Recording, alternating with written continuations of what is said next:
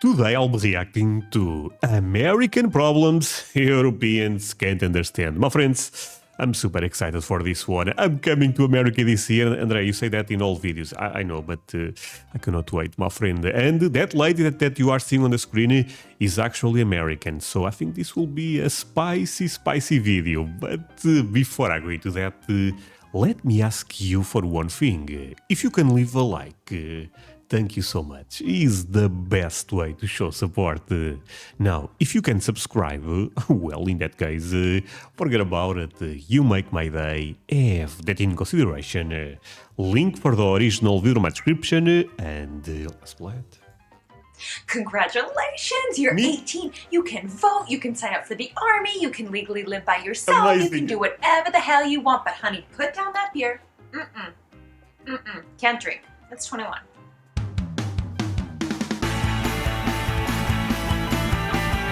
Okay, to be fair, when you put all of that in perspective, it's a bit weird.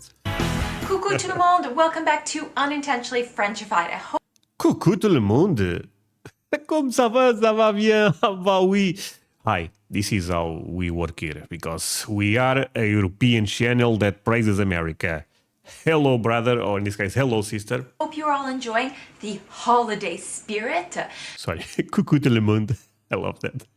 2020 was a year of COVID for a lot of people, meaning that no matter where you lived, whether you were in the US, in France, in Japan, you could really relate to a lot of people's problems this year because it was a global pandemic. But this isn't usually the case. Often problems in one country are very unrelatable for people in another country, and they just can't understand why you're getting your panties in a bunch for certain things. So today, Wait, do I even agree with that, my friends? Problems in one country are very different to problems in other country. I guess if you compare problems in India, Pakistan versus America, China versus Europe, Zimbabwe versus almost any other place, I think that could be true. And I'm being a bit sarcastic, of course, but Europe and America, I don't even think the problems are that different. Look, a big problem here, the house market. Buying a house is really difficult. In America is easy. I think is also a big problem, right? Oh, I work a lot, I make very little money. For sure, Americans don't have that problem because we have that. You know what I'm trying to say? I think we share a lot of problems. today's video is going to explore some of those problems that Americans have that the French and the Europeans go, what the frack kind of problem is that? All right, c'est parti with those pesky American problems that make the French say, quoi? Quoi? Ça va? Okay, let's see. Teeth obsession? Teeth obsession? Ooh, honestly, Americans have some of the best smiles in the world. The teeth in America is so damn beautiful. I feel ashamed of mine, to be fair with you comparing with the... Man, this is a big difference. Actually, this is a great point if is this what I'm thinking. Have you ever worried about not having straight white teeth? We are obsessed in the US about straight white teeth. I literally had braces 3 different times in my life. 3 times? Mainly because I was an asshole and I didn't wear my retainer, but also because I was American and thought that when I didn't wear my retainer and my teeth moved back that I would die of shame if I didn't have straight teeth. Now, wait, maybe there is a lot of social pressure in America because you can have healthy teeth and not perfect teeth. And I think I'm a good case of that, you know. Now, would I prefer to have an incredible smile like a lot of Americans? Actually, yes. But one of the reasons I think this does not happen that often in Europe is because it's quite expensive. And a lot of countries, they have free healthcare. But dental thing, very rare goes into... It tends to be expensive. And people are... think like this. If... all of the healthcare stuff is free when they have to pay for something. That may that could be problematic, if you know what I mean. But in America, I guess you guys pay for everything. It's just one more. I mean, let's be real. Fact that I would die of shame if I didn't have straight teeth. Now, let's all be honest. Healthy teeth are very important. How would I personally scarf down pizzas at an alarming rate if I didn't have healthy teeth? But straight and white don't necessarily mean healthy. And honestly, if you are not a 7-foot model with like a seriously cute gap in your front teeth and you're walking around with jacked up teeth, you're probably not American, because most American parents are ready to put themselves in credit card debt for that expensive orthodontic work than let you Really? walk around with not straight teeth. Crazy. Oh no, but this for sure has have something to do with social pressure, if I had to guess. Number two, eviction mission, putting people out of the house. Have you ever been worried about being evicted tomorrow? No. You probably haven't heard people talk about eviction as much in France as you have in the US, because in France it takes like years to evict people and you've got to go to court and you can't do it in winter and there's so many laws because everything is pro renter. Okay, actually, it's the same here. I guess I can share this story. My parents, they have an extra home that they rent, and it's quite problem. Imagine if the person does not pay. To put the person out is very problematic here. My parents, I believe, end up going 6 months without receiving any money of the person, and at the end of the day, the law was protecting in this case, the renter. Landlords, I think that's the expression you guys use in America, are not super protected here. Is different in America? And there's so I think we need a balance here, of course, but here goes very heavy in one side. many laws because everything is pro renter. That shit's not the same in the US. We are very much pro landlord. Meaning that Okay. if your rent is, say, 2 weeks late, you're probably getting kicked out. Oh, no chance you get kicked out here, my friends. I'm gonna be honest. Really, 2 weeks? Oh man, no, no, no. I mean, it's very different. If you throw a You know what? Shout out to this lady, because the video is actually impressing me. I was saying, are the problems that different? But so far, two great points. 2 weeks late, you're probably getting kicked out. If you throw a massive rager and damage the property, bye bye. Or my favorite one, because this happened to a friend of mine. If you decided to sneak in a dog in an apartment complex that has a no pets policy, they're probably going to find you and then ask you to be on your merry way. Quickly. Nobody's joking around over here. The threat of eviction in the US is real. Right. My friends, I honestly believe we need to find a balance, like everything in life. Of course, too much protection for the landlord could also be bad, right? Because they at the end of the day, there is people that need to rent, and house is the most important thing people have in life. So I think we need a balance. But I also think it's unfair, for example, that my parents had to wait 6 months to put the person out and zero money on those 6 months. You know, it's actually a really sad story if you think about it. But let's say 1 week, I think that's a bit crazy. You know what I'm trying to say? Stick shift. Oh, this is the manual versus automatic. Have you ever worried that the only rental car that might be available is a stick? Well, welcome to the US, because only 18% of Americans actually know how to drive a stick car. Everyone sees it as ancient and out of date and not necessary. And so what happens And you know what? It's true. I have a nice car now, but I had my previous car. But the thing is, I have a nice car now, but it's actually manually. Because in Europe, they make that more often than they make the automatic version. But previous to this one, I had a car that was automatic. And my friends, I miss that car. To be completely transparent with you, I think automatic is the way to go. People that say, "Oh no, manually is much better," it's not. It's people coping with the reality that they have to drive manually, because automatic. It's in the city. You are always looking. I mean, I don't have a gym membership. Why is my car making me do, sport exercise. Makes no sense. Sees it as ancient and out of date and not It is. necessary. And so what happens is America, I'm with you. everyone passes their license on automatic cars and everyone drives automatic cars, even though legally you have the right to drive a stick once you have your license. In France, if you pass your driver's test on an automatic car, you can't legally drive a stick because that doesn't actually make sense. But in the States, that's how things roll. So what happens when you are deciding to rent a car last minute and they only have the cars left that nobody else wants, and usually that means that there is a stick shift among those cars. Ever had that problem? Probably not, because you probably know how to drive a stick. Yeah, I mean, yeah. Student loans. I have to give profits to the video. Yeah, actually, this is not a problem here. Have you ever worried about crippling student loans? Ever worried about leaving university with $100,000 in debt? Now, I know that there are people who take out student loans in Europe to pay for studies too. But the average American is leaving college, a 4-year undergraduate degree, with over $25,000 in student loans. Holy, that's a lot of money.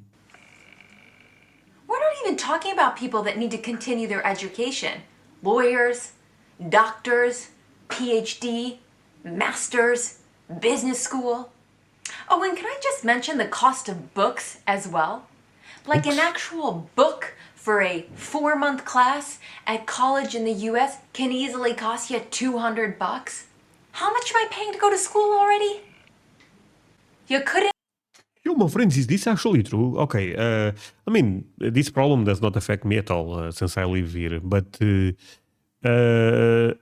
damn. I guess the counter argument will be that people knew that before going, right? And sometimes, nowadays I feel like having a degree is less important than it was years ago. But still, this is really. And by the way, I went to university. I started a master degree. Did not finish the master degree yet.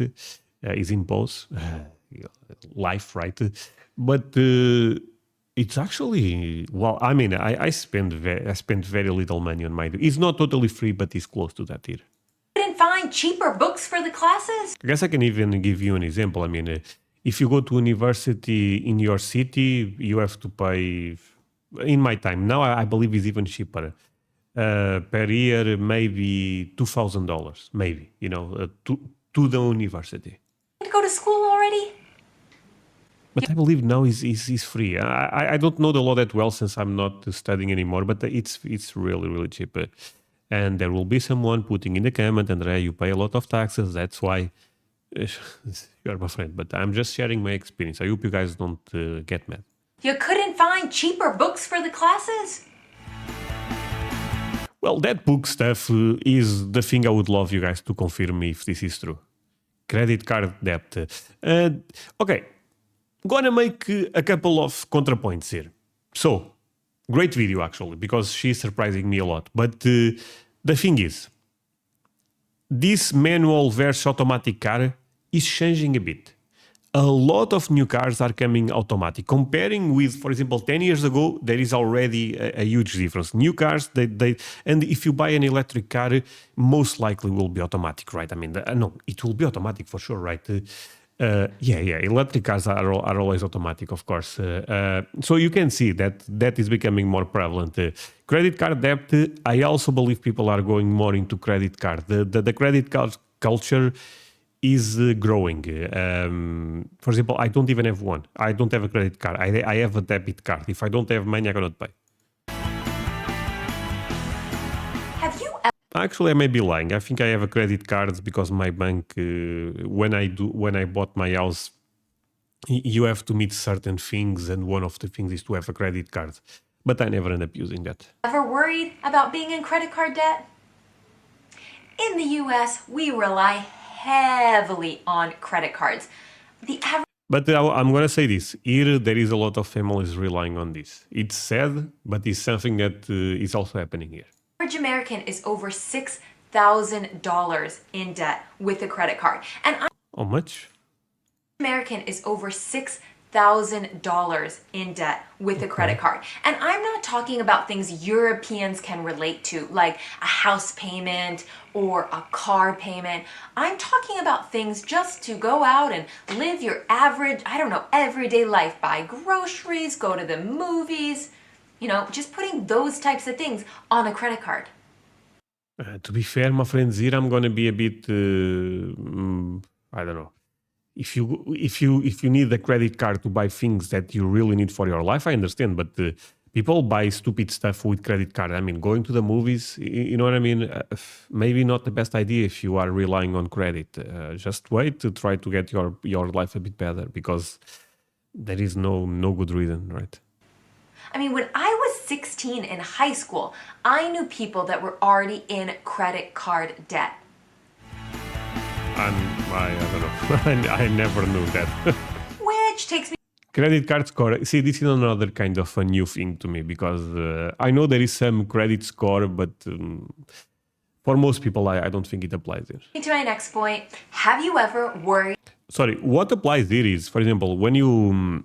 But this is not exactly credit card score. It's more a credit score, in the sense that if you want to buy an house or a car, they look at your profile in the sense, okay, let's see, this person makes this money, not a lot of debt, and that kind of makes your score. It will define if the bank will trust you money or not.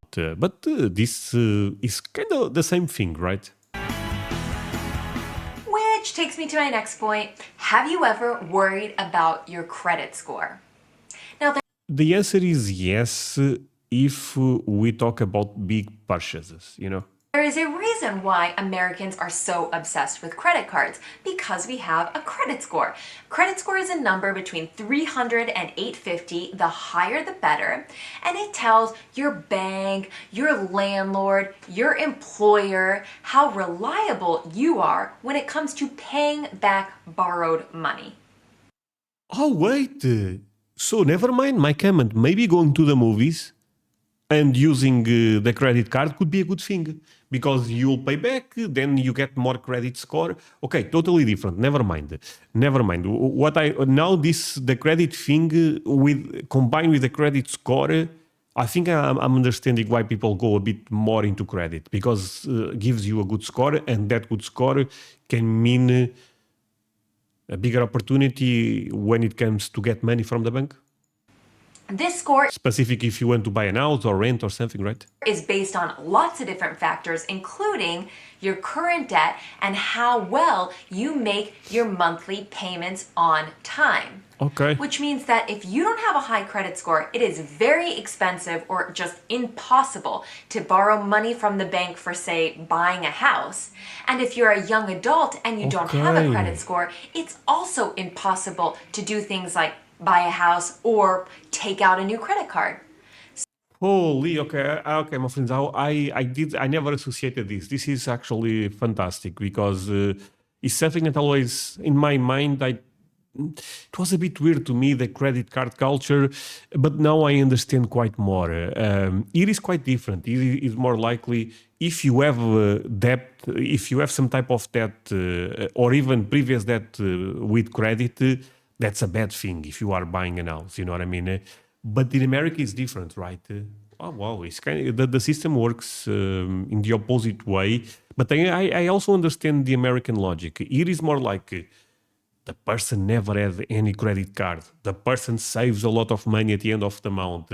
Sometimes it's important to have a good salary, but there is a lot of factors also, because some people have a tremendous salary, but they spend all the money. So, and for that, the bank goes, I'm not sure about this one. Because they look at you and imagine, okay, André wants to buy a house. How much pressure will André sustain, because buying an house puts pressure on your budget, and that's the math they try to do. They kind of protect you at the end of the day, if you think about. So, what happens? But parents take out credit cards for their kids. And then you have 16-year-olds that are already in debt. It is a vicious circle. Sudden and okay. People get fired easy. Have you ever worried about being unemployed, like next week? Okay, not next week because we have some rights, but becoming unemployed, yes. Compared to a lot of European job markets, the US job security is like a negative 1 billion. It sucks. Now, it is all sorts of crazy to try and follow what actually is legal in each state, but in general, there are still a lot of states that practice at will unemployment, meaning that you can be fired at literally any time for almost anything. Like serious Donald Trump stuff, like you're fired on Twitter. You didn't even know before I made the post. It's vicious. Okay, I have some thoughts on this one because here is I cannot speak for the entire European continent, of course, but talking about my country, it's difficult to fire people. Specific after certain years is really difficult. This, I guess, you can look at this in a good way because people are a bit more protected. But I also think there is a negative prism almost in the sense that sometimes people are not very productive and for the company to put that person away, it's difficult. And all of a sudden, if it's one person, it's okay. But then you look, okay, I need to fire 10 people. The amount of money that company needs to pay those people, it's crazy. And everything kind of goes into a bad situation because the company is not doing well. Then at the end of the day, it's, I don't know, you guys get my point. I think we need the middle again. Protecting too much, never good. Protecting too little, never good. I think Europe and America in that sense are kind of the opposite, And, And I think both are a bit wrong. you can be fired in France, but it's a process. And there's a lot of rules. And there's a lot of packages. And there's just a lot going on when that happens. Not so much in the US. Yeah, but I hope this lady also understands that the person that owns the company on France sometimes looks at this as not a good thing at all. I mean, I think is also, like I said, sometimes people, the USA, bad, bad, bad. Europe, perfect. No, my friends. I think both are wrong when they go to the extremes, to be fair with you. So much.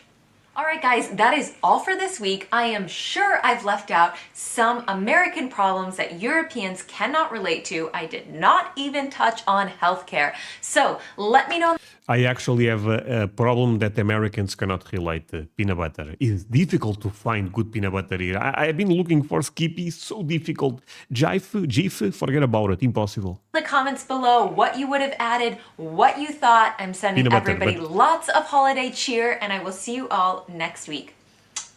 Bisous! Okay, bye. My friends, thank you so much for watching this with me. Interesting video, not gonna lie. A lot of great points made by her. She communicates very well, to be honest. And tell me what you think about a couple of those problems, because at the end of the day, if we talk, I think we all learn. So, yeah. See you guys in the next one. Bye, my friends.